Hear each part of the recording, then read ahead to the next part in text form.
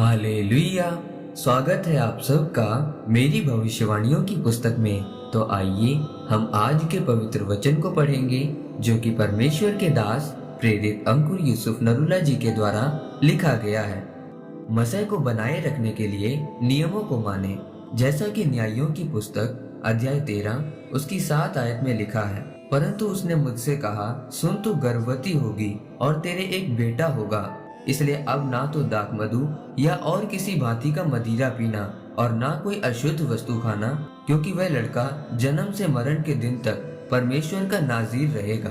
मेरे प्रियो, आप जानते हैं कि परमेश्वर ने आपको बड़े काम करने के लिए चुना है और वह बड़े काम आप परमेश्वर की हजूरी उसकी सामर्थ्य के बिना नहीं कर सकते।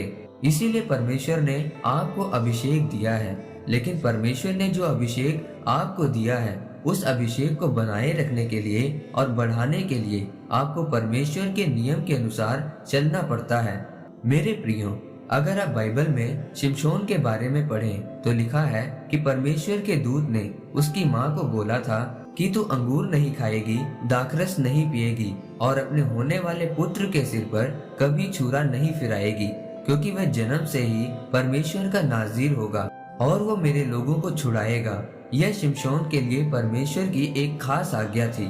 मेरे प्रियो, जब शिमशोन बड़ा हुआ और जब उस पर परमेश्वर का मसह उतरता था, तो वह एक गधे की जबड़े की हड्डी से 1000 लोगों को मार देता था। लेकिन जब उसने पाप किया तो वह मसा उसके जीवन से चला गया, क्योंकि उसने परमेश्वर के वचन को तोड़ दिया था। उसकी ताकत का राज उसके बालों में था और परमेश्वर ने कहा था कि उसके सिर पर कभी छुरा नहीं फिरेगा। जब उसने दलीला नाम की वेश्या के साथ व्यभिचार किया तो उसके बाल धोखे से काट दिए गए और उसे अंधा कर दिया गया। आप जानते हैं कि पाप की मजदूरी मौत है। जब परमेश्वर आपको मसह देता है तो उसके साथ कुछ नियम भी देता है। अगर आप उन नियमों को पूरा करते हैं तो वह मसह आपके जीवन में बढ़ता जाता है।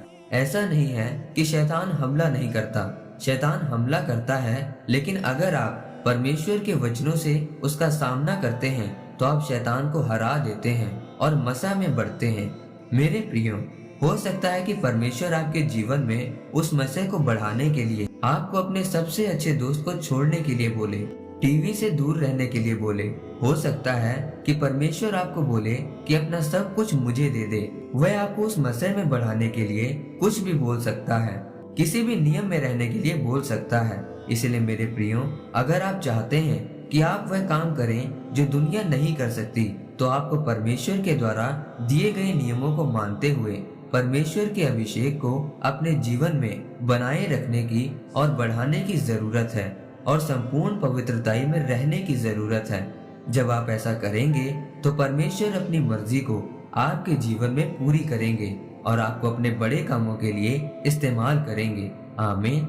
परमेश्वर आप सबको आज के वचन के ऊपर मनन करने के द्वारा आशीषित करे। आमीन।